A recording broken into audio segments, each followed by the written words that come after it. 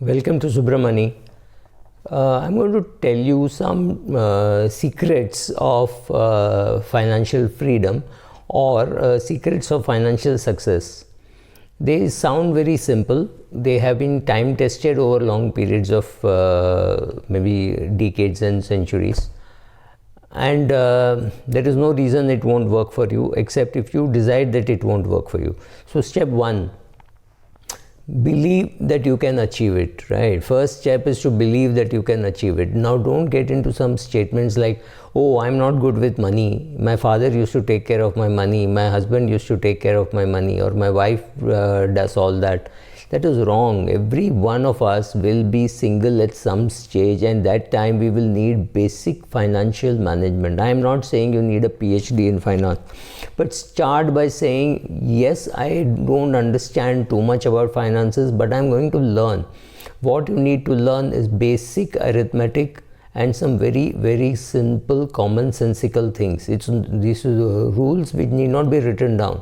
Right? Like when you go to the ATM and you withdraw money and you get an SMS alert, check whether the balance is properly deducted, because if there are two SMSs, make sure that it is the same transaction. It is not two transactions, right? The bank should have debited you only with one withdrawal, right? Some of these basics you have to get it right. So step one, believe that you're good with money and you can achieve it, because there is nothing to be done with money except manage it, and managing today is becoming very, very simple, right?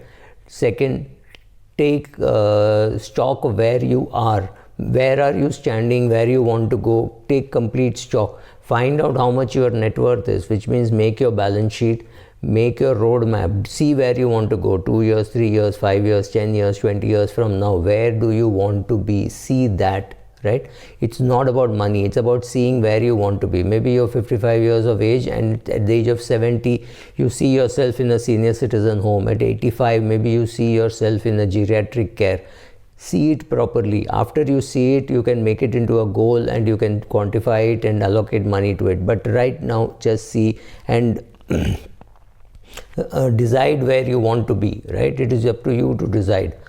Third, get rid of every piece of debt other than your mortgage, right? Other than your housing mortgage, get rid of everything. Personal loan, car loan, your vacation loan, anything, just get rid of it.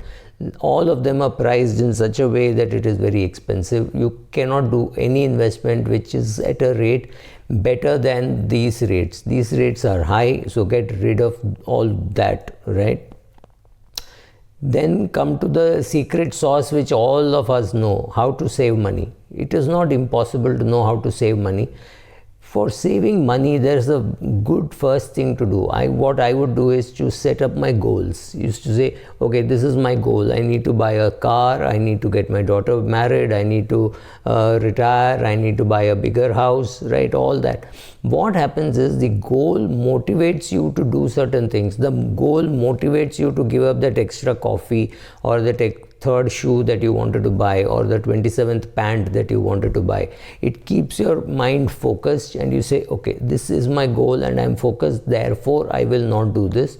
And the simplest way of doing this without getting into whether SIP works or does not work is to do an SIP, because SIP is more psychological and mathematical than from a great investment point of view. If you get your salary on a particular date and the SIPs are deducted, then you will learn to live with what is left, right?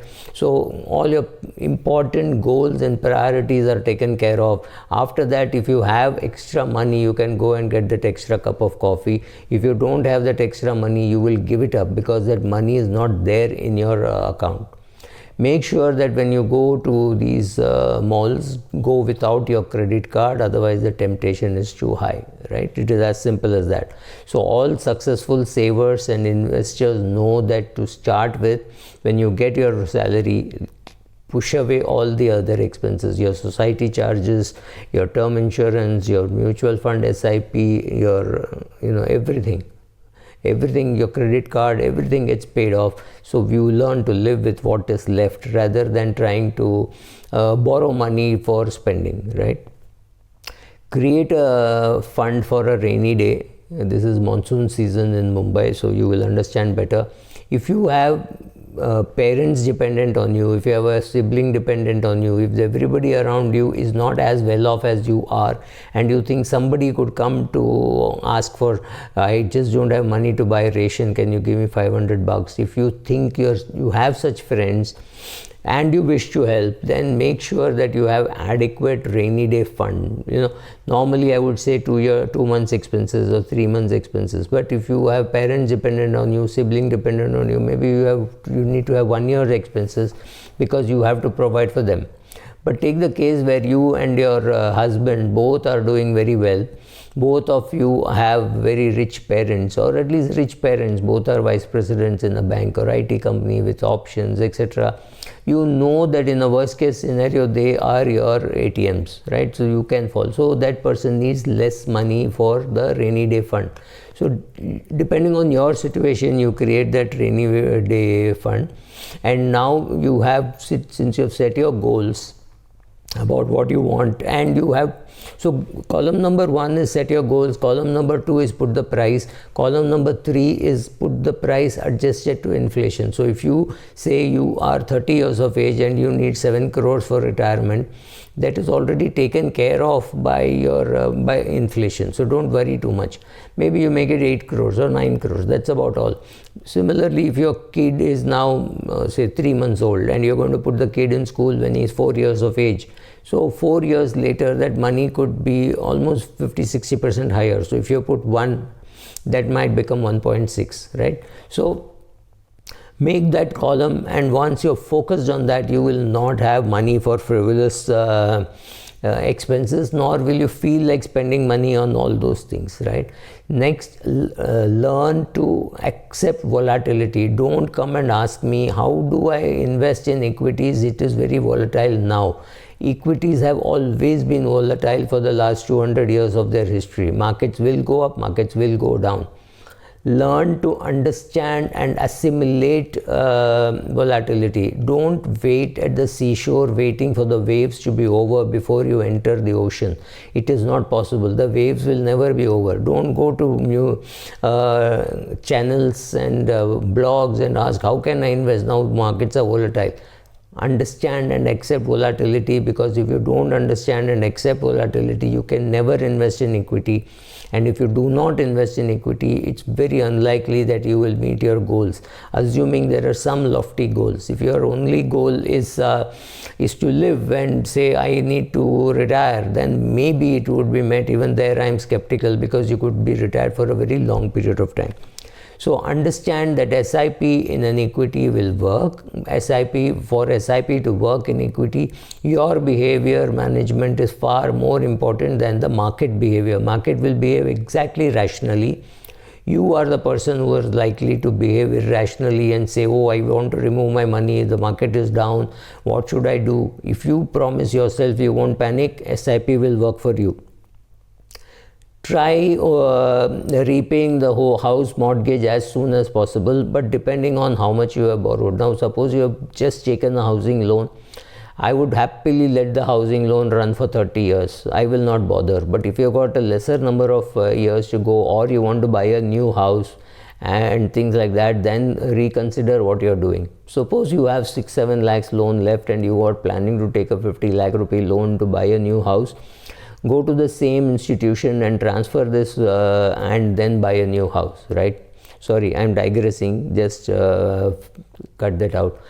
Work hard creating multiple streams, right? If you create your mutual fund portfolio, no doubt, but if you can do some side gig, maybe you're a photographer, maybe you can do architectural designs, maybe you can cook and supply to others in your building or somewhere nearby. There are possibilities like this. Create a secondary source of income which is greater than your total expenses for the month.